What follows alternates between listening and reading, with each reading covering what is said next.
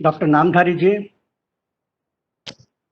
अपने देश के अंतर्राष्ट्रीय स्तर के दिग्गज खिलाड़ियों, आप लोगों को तैयार करने वाले गुरु और महानुभावों, आपसे मिलकर मुझे बहुत खुशी होती है। सर्वप्रथम मैं क्षमा चाहता हूँ, थोड़ी सी देर हो गई और समय न गवाते हुए अपने विषय पे जाता हूँ। पहले अपने वीर जवान जो देश की रक्षा करते करते गलवान में शहीद हो गए हैं, उनको मैं प्रणाम करता हूँ। हमेशा देश आपके प्रति ऋणी रहेगा और यह दिन हम प्रतिवर्ष स्मरण करेंगे। वैसे गलवान का असली नाम है गोधान। वहाँ के लद्दाखी भाषा में उसे गोधान कहते हैं, गोधन कहते हैं, गोस्थान कहते हैं।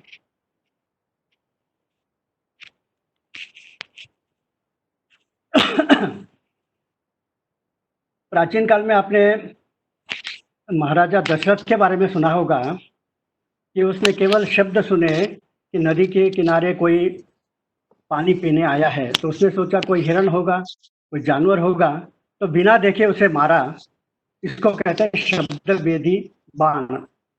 और बाद में जब उसने चिल्लाया हे माँ, हे पिता, तब उसको ध्यान में आया कि गलती से मैंने किसी मनुष्य को मारा है। ऐसे ही शब्द वेदी बाण चलाने वाले में से एक पृथ्वीराज चौहान भी थे, जिन्होंने अफगानिस्तान के सुल्तान को अंधे होते हुए भी मार के उसको खत्म किया। तो प्राचीन काल से ही हमारे यहाँ युद्ध कला के लिए अनेक प्रकार के खेल खिलाए जाते थे और बाद में यही खेल के कुछ नए रूप में आप ओलंपिक्स में देखने को मिलता है। प्राचीन काल में लोग रथ के ऊपर बैठकर भी युद्ध करते थे, इसलिए रथ चलाना सीखते थे। आप उसमें से युद्ध हटा दोगे तो वो स्पोर्ट्स हो जाता है। घोड़े के ऊपर बैठकर वो तेजी से भागते थे, युद्ध में भागना पड़ता है, पीछा करना पड़ता है, सामने लड़ना पड़ता है। तो घोड़े सवार होते थे हमारे यहाँ, आज उसी को ही ओलंपिक्स में जोड़ दिया है हॉर्समैनशिप के नाते। और फिर पोलो जो है ये मणिपुर का खेल है जो घोड़े के ऊपर खेला जाता है। और पोलो का जमीन वर्षन है हॉकी, और उसी के ही आइस के ऊपर खेला जाता है आइस हॉकी। ये सब भारत से ही निकले हुए हैं। प्राचीन काल से हम अर्जुन का नाम सुना है, उसके पहले भी विश्वामित्र, वशिष्ठ ये सिखाते थे। ऐसे गुरुओं को भी सुना है जिन्होंने आर्चरी यानी धनुष बाण सिखाते थे। तो आर्चरी धनुष बाण में बहुत सारे योद्धाओं का नाम लिया जा सकता है, आप भी जानते हैं। तो प्राचीन काल से ये है। तो आज ये आर्चरी अब ओलंपिक्स में भी देखने को मिलता है। ये मैं नहीं कहूँगा कि ये सब खेल भारत में ही थे और बाकी देशों में नहीं थे, ऐसा नहीं है। हो सकता है प्राचीन काल में ये सब खेल अनेक देशों में रहा होगा और इसी का एक नया रूप तो भारत में भी था, इतना तो हम मान सकते हैं। फिर हमारे यहाँ बॉक्सिंग भी हुआ करता था, जिसको मुष्टि युद्ध कहते थे, और मल्ल युद्ध जो रेसलिंग होता है, और फिर डिस्कस थ्रो जिसको सुदर्शन चक्र कहते हैं, हैमर थ्रो होता है, जैवलिन जिसको आप त्रिशूल कह सकते हैं, और फिर हॉकी भारत का ही है, और वेट लिफ्टिंग, खो खो, कबड्डी, और आज भी बहुत सारे मार्शल आर्ट जो खेले जाते हैं भारत से ही गया है। उदाहरण के लिए कुंफू है, जूडो है, कराटे है। 5वीं शताब्दी में महामल्लपुरम, जहाँ पे अभी अभी एक शिखर वार्ता हुई थी भारत और चीन के राष्ट्रपति प्रधानमंत्री के बीच में, वहाँ महाबलीपुरम कांचीपुरम के पास जो तमिलनाडु में है, वहाँ के एक योद्धा और भाई, बड़े भाई जब राज सिंहासन पर बैठा, ये संन्यास धारण किया और उसके गुरु ने उसे चीन जाने के लिए कहा। तो चीन में गया और वहाँ उसने वहाँ के लोगों को पहले मार्शल आर्ट सिखाया और बाद में उसने बौद्ध धर्म के दीक्षा भी अनेक लोगों को दिया। जिस बौद्ध धर्म का प्रचार किया था वह है ज़ेन बुद्धिज्म, यानी ध्यान बुद्धिज्म से चाइना में इसका नाम चैन बुद्धिज्म और फिर ज़ेन बुद्धिज्म बन गया जापान में। आज दुनिया में तेजी से अगर कोई धर्म का प्रचार हो रहा है, लोग उसके ओर आकर्षित हो रहे हैं वेस्टर्न जगत में, तो है जैन बुद्धिज्म। तो उसे जो देने वाले इस व्यक्ति बोधि धर्मा, उन्होंने ही उनको जूडो, कराटे, टेक्वांडो ऐसे 16 प्रकार के मार्शल खेल भी सिखाए थे वहाँ के लोगों को आत्मरक्षा के लिए। तो हम देखते हैं कि भारत से अनेक देशों में खेल गया है और वह अंतर्राष्ट्रीय स्तर पर पहुंच गया है। उसमें एक थाई किक बॉक्सिंग जिसे कहते हैं, थाईलैंड ने इसे इंटरनेशनल ओलंपिक्स तक पहुंचाया है। लेकिन थाईलैंड को ये थाई किक बॉक्सिंग कहाँ से पता चला? तो थाई किक बॉक्सिंग में आप हाथ से भी मारते हो और पैर से भी लात मारते हो। साधारण बॉक्सिंग में केवल हाथ से मार सकते हो, पैर से नहीं मार सकते हो। थाई किक बॉक्सिंग में हाथ और पैर दोनों का उपयोग होता है। यह वाली और सुग्रीव के बीच में जो घमासान युद्ध रामायण में हुआ, और रामायण आपको मालूम है थाईलैंड में, कंबोडिया में, लाओस में, वियतनाम में, चाइना में और इंडोनेशिया में, मलेशिया में 1000 साल पहले ये पुस्तक अनुवाद होकर वहाँ लोगों का एक राष्ट्रीय पुस्तक बन गया है, राष्ट्रीय ग्रंथ है रामायण के नाम पर, शपथ लेते हैं। तो राम जो है, तो रामायण में ये जो सुग्रीव और वाली के बीच में युद्ध है, उसी को उन्होंने थाई किक बॉक्सिंग के नाम पर दुनिया में प्रचार किया है। गलती यह है कि भारत में भी थाई किक बॉक्सिंग के अनेक लोग सिखाने लगे हैं, ये भूल गए कि वो तो भारत से ही वहां गया है। तो थाई किक बॉक्सिंग के साथ साथ आप वाली सुग्रीव का भी नाम जोड़ना चाहिए। और एक खेल है, भारतीय खेल है, दुनिया के लगभग सभी देशों में खेला जाता है। जितने भी अंतर्राष्ट्रीय खेल में उसमें सबसे सस्ता खेल ये है।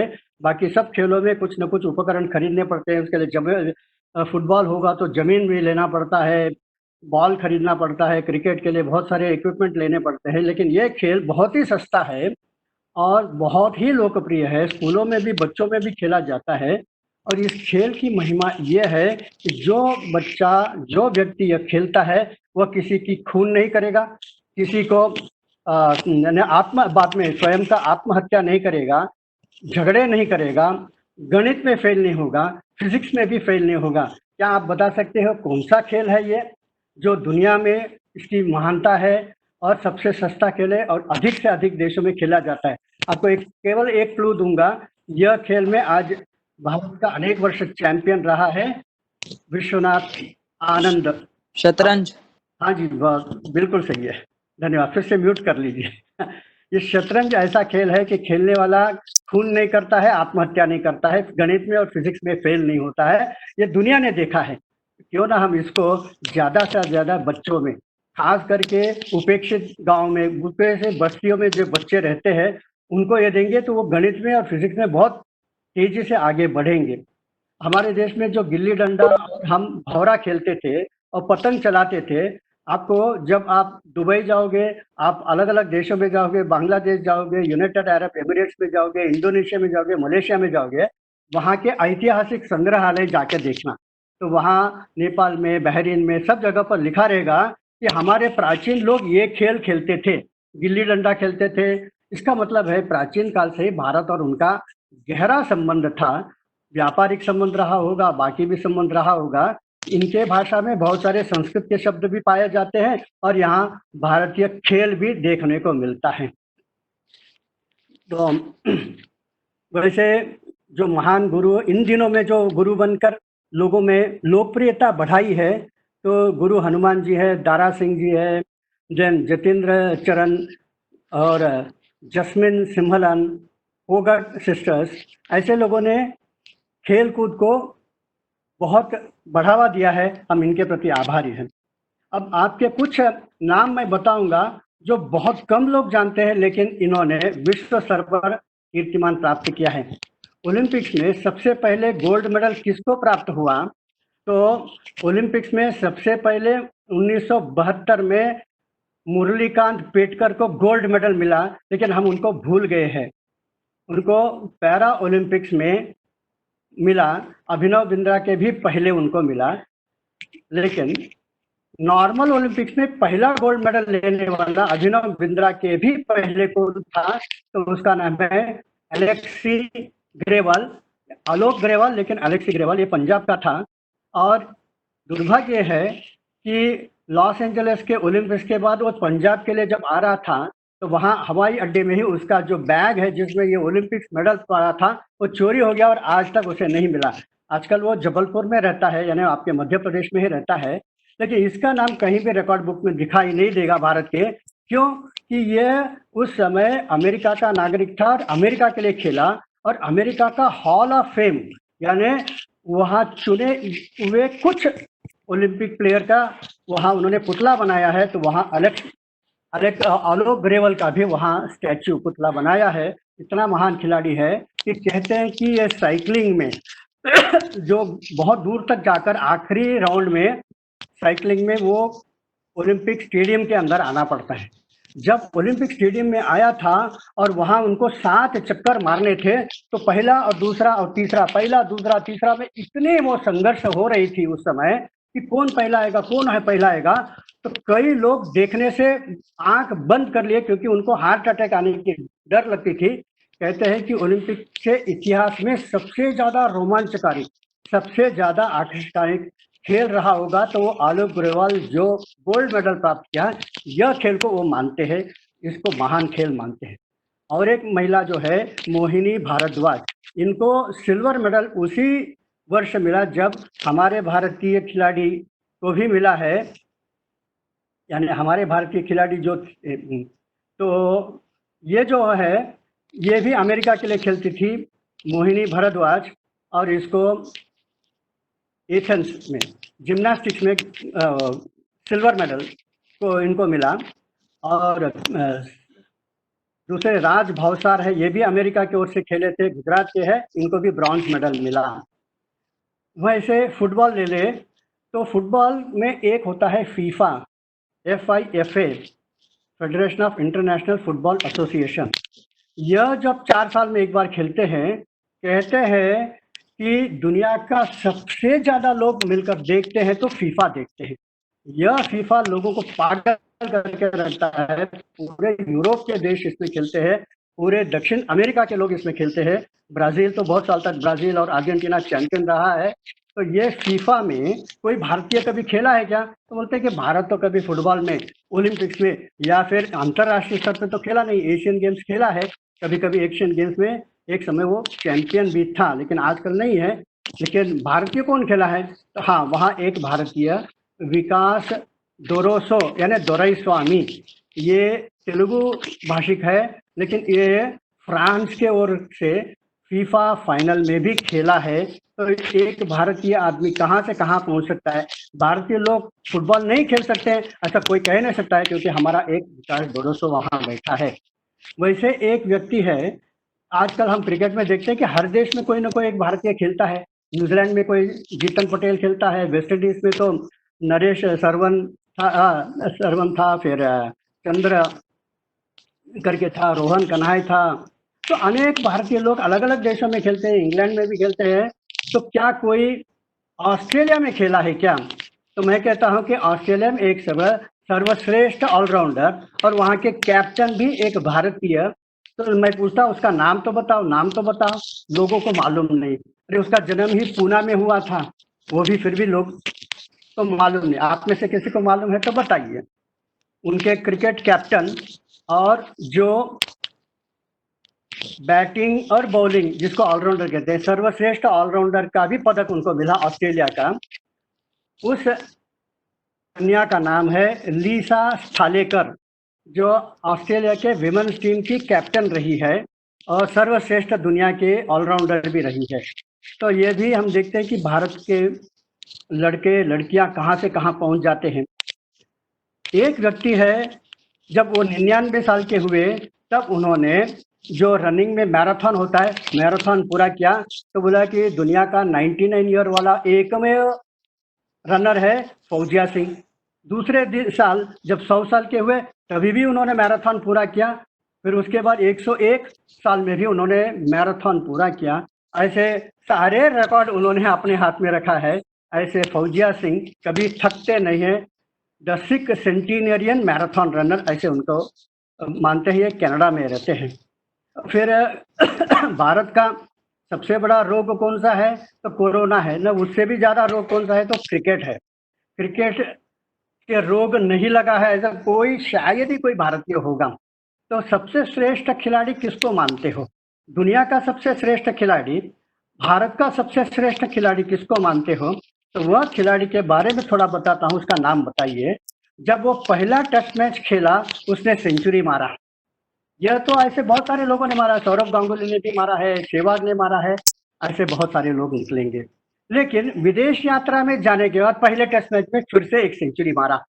ऐसे दुनिया भर के इतिहास में केवल दो लोगों का नाम आता है, एक यह भारतीय और दूसरा एक इंग्लैंड का खिलाड़ी आता है, वो भी ओपनिंग बैट्समैन था।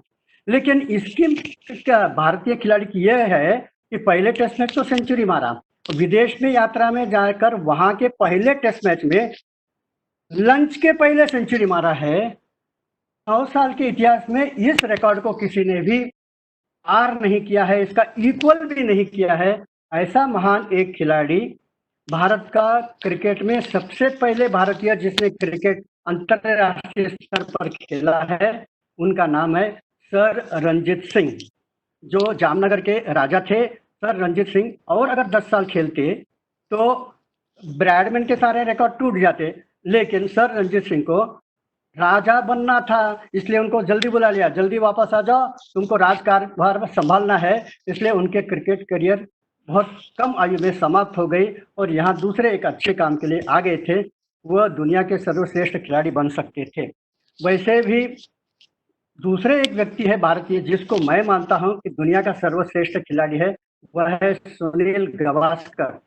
क्यों कि सुनील गावस्कर जब खेलता था और वो भी ओपनिंग बैट्समैन के नाते खेलता था, तो उस समय लिली थॉमसन जैसे भयानक फास्ट बॉलर और वेस्ट इंडीज में भी 4-4 फास्ट बॉलर थे जिनका तुलना नहीं हो सकता है, जो ब्रैडमैन के समय खेलते थे।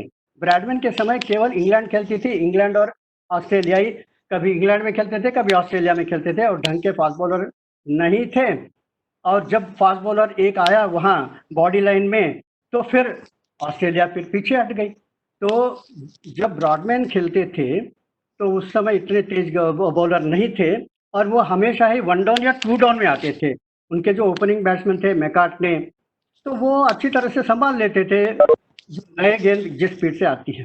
तो ये एक भारत के लिए विशेष बात है कि हमारे रणजीत सिंह और सुनील गावस्कर को आप निष्पक्ष, आप बोलेंगे तेंदुलकर तो महान है, तेंदुलकर के समय तक आपको बॉडी गार्ड सब आ गए थे, अच्छे प्रकार के ग्लव्स आ गए, अच्छे प्रकार के आर्म गार्ड्स आ गए थे। सुनील गावस्कर जब खेलता था एक पैड और एक ग्लव्स के सिवा कोई भी बॉडी गार्ड नहीं था, इसलिए मैं मानता हूँ सुनील गावस्कर ग्रेट है।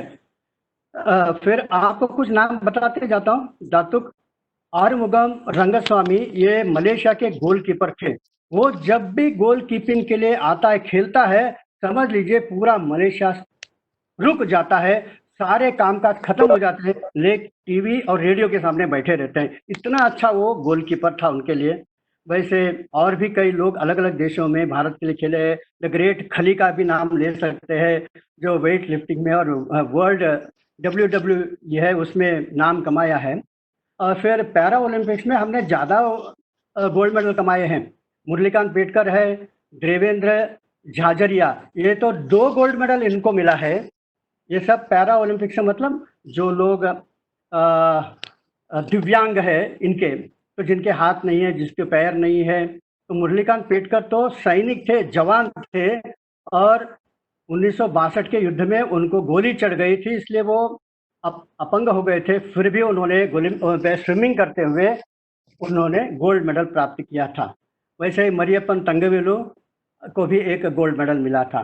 सिल्वर मेडल लेने वाले जोगिंदर सिंह बेदी, भीमराव केसरकर, एच एन गिरीशा और दीपा मलिक।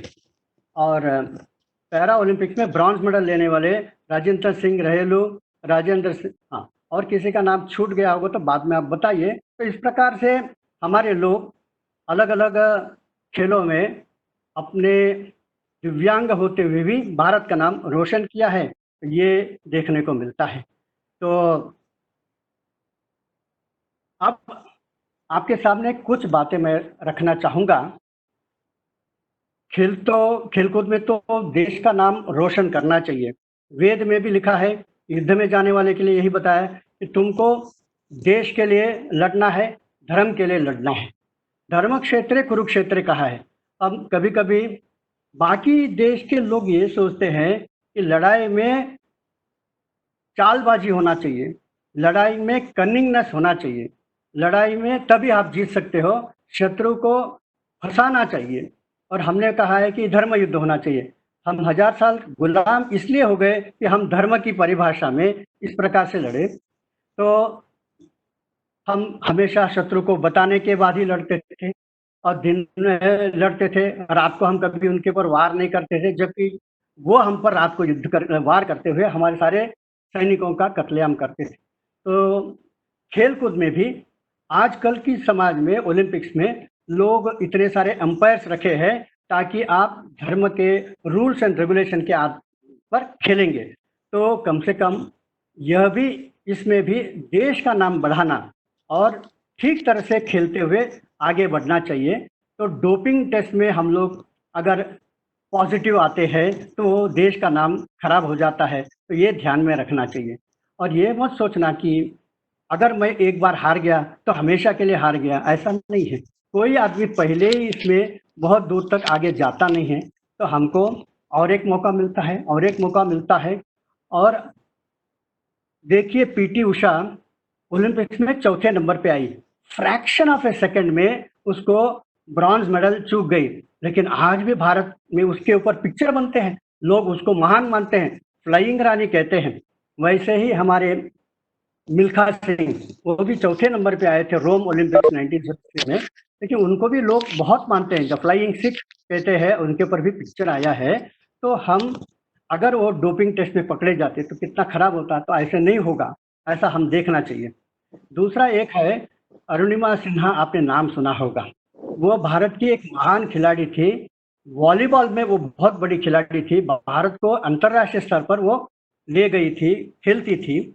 लेकिन जब रेलगाड़ी से जा रही थी एक शहर से दूसरे शहर, तो कुछ गुंडे लोग वहां चढ़ गए, सबके सामान चोरी करने लगे।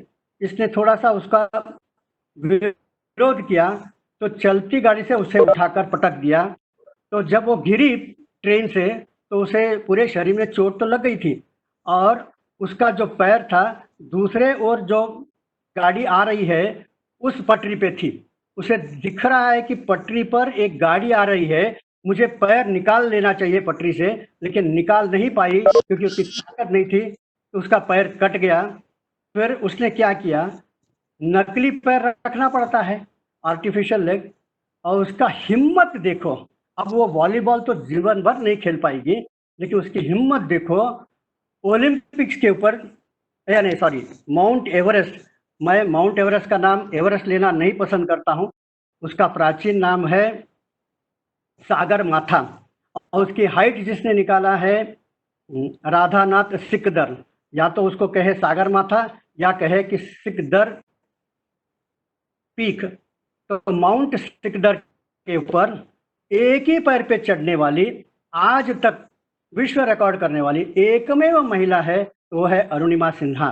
तो यह भी याद रखना कि खेल जगत में ये आज का दिन अंतिम दिन नहीं है, आप आगे भी बढ़ सकते हो। तो आगे हमें बढ़ना है, इसके लिए हमें प्रेरणा देने वाले अनेक लोग हैं। और हमारी एक संस्कृति है, हम भारत के हैं, तो संस्कृति में कुछ उदाहरण बताकर मैं समाप्त करना चाहूँगा। वैसे एक अच्छी बात है कि 5 खिलाड़ियों के ऊपर अच्छे पिक्चर निकले हैं और पब्लिक ने उसको पसंद किया है। एक है अजहर, एक है MSD यानी Mahendra Singh Dhoni, untold story, Budhia Singh, born to run, Sultan और दंगल। और आने वाले दिनों में और भी कई लोगों के ऊपर भी बनेंगे, उसमें पीटी उषा का नाम भी मैंने देखा है कि आएगा करके, उनके ऊपर भी बनने वाला है। अब 2019 में वर्ल्ड कप चल रहा है। आप जानते हो कि वर्ल्ड कप जब होता है 4 साल में एक बार, तो हर टीम ये सोचता है कि मैं इसका पदक लूं। 1983 में वह पदक भारत को 50 ओवर मैच में कपिल देव ने भारत के लिए लाया था। उस मैच में पहले एक मैच हमने ऑस्ट्रेलिया से हार गए थे, एक मैच इंग्लैंड से हार गए थे, अब जिम्बाब्वे से खेल रहे थे हमें, ये हार जीत का था। अगर उसमें हार गए तो हम हमेशा के लिए बाद हो जाएंगे, सेमीफाइनल तक भी भारत आ नहीं सकता है, ऐसे लोगों ने प्रेडिक्ट किया था। तो उस जिम्बाब्वे के साथ खेलते समय भारत के 5 खिलाड़ी 17 रन पे आउट गए थे, तब कपिल देव ने आकर 138 गेंदों में 175 रन्स नॉट आउट, उसमें 16 सिक्सर्स और 6 सिक्सर्स और 16 चौके मारकर भारत को जिताया। और आगे चलकर फाइनल में वेस्ट इंडीज को हराते समय जो कैच उन्होंने लिया था, उसके कारण एकदम बदल गया और फिर भारत वो पदक जीत गया। तो भारत ने ये साबित किया कि दुनिया के सामने हम किसी से कम नहीं है। तो उसके बाद धोनी के नेतृत्व में भी 207 में हमने फिर से जीता था। लेकिन 2019 में जब वर्ल्ड कप हो रहा था, तो उस समय स्टीव स्मिथ खेल रहे थे। स्टीव स्मिथ ऑस्ट्रेलिया के एक समय के कैप्टन थे और उन्होंने कुछ गंदे आदत थी उनकी, गंदे कारनामे के कारण से उनको 1 साल की सजा मिली कि आप क्रिकेट नहीं खेलेंगे। तो इसलिए डेविड वार्नर और उनको बर्खास्त कर दिया था। 1 साल के बाद स्टीव स्मिथ वापस खेलने आए। वैसे खिलाड़ी के नाते बहुत अच्छे खिलाड़ी है, मानना पड़ेगा, लेकिन इंग्लैंड के खिलाफ उन्होंने उस समय कुछ गलतियां की थी, इसके लिए सजा भी मिली। और बाद में वर्ल्ड कप चल रहा था इंग्लैंड में, तो जिस मैच में भी ऑस्ट्रेलिया खेलता था, किसी के भी विरोध में खेलता था, तो इंग्लैंड के लोग उसके खिलाफ वहाँ उसके नारे लगाते थे, हाय हाय करके, स्टीव स्मिथ हाय हाय ऐसे चिल्लाते थे। बाद में वहाँ ओवल लंदन में जून महीने में भारत के साथ आर पार की लड़ाई चल रही थी, वहाँ मैच चल रही थी। जब विराट कोहली हमारे कैप्टन खेल रहे थे और स्टीव स्मिथ बाउंड्री लाइन पे बॉल लेकर के, तो वहाँ के लोग कई भारतीय भी होंगे और इंग्लैंड के लोग इसके हाय हाय करके चिल्ला रहे थे, मुर्दाबाद के नारे लगा रहे थे। थोड़े देर के बाद विराट कोहली सीधा वहां चले गया बाउंड्री लाइन के पास और उन लोगों को कहा कि जो कुछ सजा देना चाहिए था स्टीव स्मिथ को, उसको मिल गया है। 1 साल वो संन्यास रहा है, अब वापस खेलने आया है। अब हमको जीतने के लिए आप चिल्लाएंगे तो भारत के लिए अनुकूल है, फिर भी हम नहीं चाहते हैं कि भारत इस प्रकार से मैच जीते। मैच का नतीजा कुछ भी हो, मैं आपसे अनुरोध करता हूं कि स्टीव स्मिथ को के खिलाफ आप नारे नहीं लगाएंगे। सारे लोग आश्चर्यचकित हो गए, अरे खेलने वाला विराट कोहली, उसके अनुकूल हम लोग उसके लिए ये वातावरण तैयार कर रहे हैं, फिर भी वो कहता है कि नहीं, धर्म के नाते ही हमें खेलेंगे, तो आप लोग थोड़ा सा हट जाइए। तो फिर उसके बाद नारा लगाना बंद हुआ।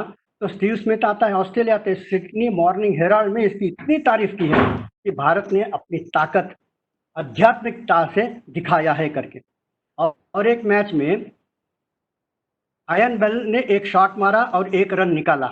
उसको मालूम था कि लंच के पहले की आखिरी बॉल है, 1 रन निकालने के बाद वह क्रीज छोड़कर आगे अपने पेविलियन की ओर भाग रहा था। इतने में बॉल जिसने फील्डिंग किया उसने बॉलर के पास दिया और बॉलर ने उसको उड़ा दिया, तो अंपायर ने उसे आउट दे दिया। लेकिन भारत के कैप्टन MS धोनी देख रहा था कि आयन बेल दूसरे रन निकालने के लिए नहीं भाग रहा है, वो तो पेविलियन की ओर बाएं ओर भाग रहा है, तो इसका मतलब उसका इरादा रन निकालने का नहीं है। तो उसने अंपायर को बुलाया और उसको डिसीजन को वापस लेने के लिए कहा। और जब लंच के बाद आयन बेल बैट लेकर फिर से खेलने के लिए आया, तो सारे वहां के दर्शक आश्चर्यचकित हो गए। तो उनको समझाना पड़ा कि ये धोनी की महानता है कि उसने कहा कि ये रनआउट ठीक नहीं है करके, हमें ऐसे नहीं जीतना है। तो ऐसे भारत ने बहुत अच्छे अच्छे उदाहरण दिए हैं। और सादगी जीवन में होनी चाहिए। आप जानते हो कि राहुल द्रविड़ इतना महान खिलाड़ी है और उसके कैच जो पकड़ना होता है, उसमें सबसे अधिक कैचेस, इसको मराठी में झेल कहते हैं, तो गेंद को झेलना, विकेट कीपर के बगल में स्लिप में वो हमेशा खड़ा था। तो सबसे अधिक कैच दुनिया का रिकॉर्ड उसका ही है। बैटिंग में भी उसका बहुत अच्छा है। जब भारत की टीम को जरूरत पड़ी तो वो विकेट कीपिंग ही किया, वो भारत का कैप्टन भी बना, सब प्रकार का काम करता था। और लेकिन उसके जीवन की एक उदाहरण बताता हूँ। वह लाइन में खड़ा था अपने बेटा और बेटी को लेकर, वहाँ का एक साइंस एग्जीबिशन चल रहा था, तो वहाँ तो साइंस फेयर में बच्चों को लेकर वहाँ खड़ा था और वहाँ बहुत बड़ी लाइन थी टिकट लेने के लिए। तो इतने में वहाँ के लोगों ने देखा कि टेस्ट मैच का महान खिलाड़ी राहुल द्रविड़ लाइन में खड़ा है। वो भागते हुए आए, भाई साहब आप सीधा आइए, हम आपके लिए वहाँ स्पेशल कुर्सी रखी है। तो उन्होंने कहा कि नहीं, मैं इस देश का सामान्य नागरिक हूँ, मेरा और तुम्हारे इस एग्जीबिशन में कोई संबंध नहीं है, मैं लाइन में खड़ा रहूँगा और फिर मैं अपने आप अंदर जाऊँगा। उसको वहाँ के यूनिवर्सिटी ने पीएचडी, डॉक्टरेट का पदक दिया। तो उसने वापस करते हुए उनसे क्षमा मांगते हुए कहा कि देखिए, मैं चाहता हूँ कि मुझे पीएचडी मिले, लेकिन उसके लिए मैं पढ़ाई करूँगा, मैं किसी न किसी एक विषय पर एक लेख लिखूँगा और वो अगर सच निकला, ठीक निकला, तब मुझे आप पीएचडी दीजिए, अभी मैं ऑनररी पीएचडी लेने के लिए लायक नहीं हूँ, मुझे नहीं चाहिए। तो एक जीवन में एक सादगी, it should become a value of life. और एक आखिरी बात बताता हूँ कबड्डी के संदर्भ में, और इसके साथ बाद में आप लोग प्रश्नोत्तर हो सकता है, उसके बाद का जो कार्यक्रम है आगे कार्यकर्ता ले जाएंगे। तो कबड्डी में जब ये शुरू हुआ 2004 से लेकर 2016 तक, हमेशा भारत, 2014 तक भारत एशियन गेम्स में और वर्ल्ड कप में एक नंबर गोल्ड मेडल जीतते रहा, जीतते रहा, जीतते रहा। और महिलाएं भी हमेशा है जीतते रहे, जीतते रहे, जीतते रहे। केवल 2018 में भारत की महिला टीम ईरान से हार गई, इसलिए भारत की महिला टीम को सिल्वर मेडल मिला। और भारत के पुरुषों को टीम को ब्रॉन्ज मेडल मिला, कांस्य पदक, लेकिन दोनों में स्वर्ण पदक ईरान को मिला। आप समझ सकते हो कि भारत का मुकाबला कबड्डी में ईरान पुरुषों में महिलाओं में करते आया है। तो एक बार मैच हुई थी 2014 और फाइनल में भारत और ईरान के महिलाओं की टीम पहुंच गई। आप जानते हो कि ईरान जो है एक इस्लामिक देश है और वहाँ मुखौटा पहनकर ही खेलना पड़ता है, सिर में एक स्कार्फ पहनकर ही महिलाएं बाहर आती हैं। उस स्कार्फ बांधकर वो लोग खेल रहे थे, तो वहाँ की एक महिला खिलाड़ी, एक छोटी सी लड़की खेलने के लिए भारत के मैदान के अंदर आई, कबड्डी कबड्डी कबड्डी कहते हुए। और इतने में उसका जो गांठ बांध कर रखा था वो छूटने लगा, तो एक हाथ से वो गांठ पकड़ रही है, हमारे लोगों ने उसके पैर पकड़कर खींचना शुरू कर दिया था। तो इतने में उसने एक हाथ से वो गांठ पकड़ रही है, तो इसका मतलब है कि उसका आधा शरीर की ताकत तो उस गांठ को संभालने में जा रही है। तब ये देखते हुए हमारे देश के कैप्टन जो थी तेजस्विनी बाई, तुरंत उसने मैच को रोका और बोला कि ये ठीक नहीं है कि उसको हम आउट करें और 2 पॉइंट ले, भले हम जीते या हारे उसका चिंता नहीं है। सारे खिलाड़ियों ने, भारतीय खिलाड़ियों ने उसको घेर लिया ताकि टीवी के सामने बिना मुखौटों के वो खेल रही है ऐसा दृश्य दिखना नहीं चाहिए। और उसको बताया कि तुम अपना जो स्कार्फ है उसको ठीक कर लो और फिर से तुम दोबारा यहाँ आओ। भारत ने 2 पॉइंट गवाए होंगे, लेकिन दुनिया भर के लोगों का दिल जीता। वह मैच भारत जीत भी गया था। वह 2014 के मैच हमने 30 पॉइंट विरुद्ध 21 पॉइंट से जीता। वह जीत से भी बड़ा जीत था, दुनिया के उस समय के दर्शकों के, टीवी में देखने वालों के दिल जीत लिया। तो भारतीय हम है, जहां भी हम जाएंगे भारत का झंडा लेकर जा रहे हैं, भारत की संस्कृति को लेकर जा रहे हैं, भारत की पहचान को लेकर जा रहे हैं। मैं आप सब लोगों को जीवन में बहुत सारी तरक्की करना चाहिए, इसकी शुभकामनाएं देता हूं। आपके तरक्की में भारत की भी तरक्की है। और फिर कहीं भी आप जाएंगे, मैं एक भारत का हूं, यह ध्यान में रखते हुए जाएंगे। जय श्री राम। धन्यवाद।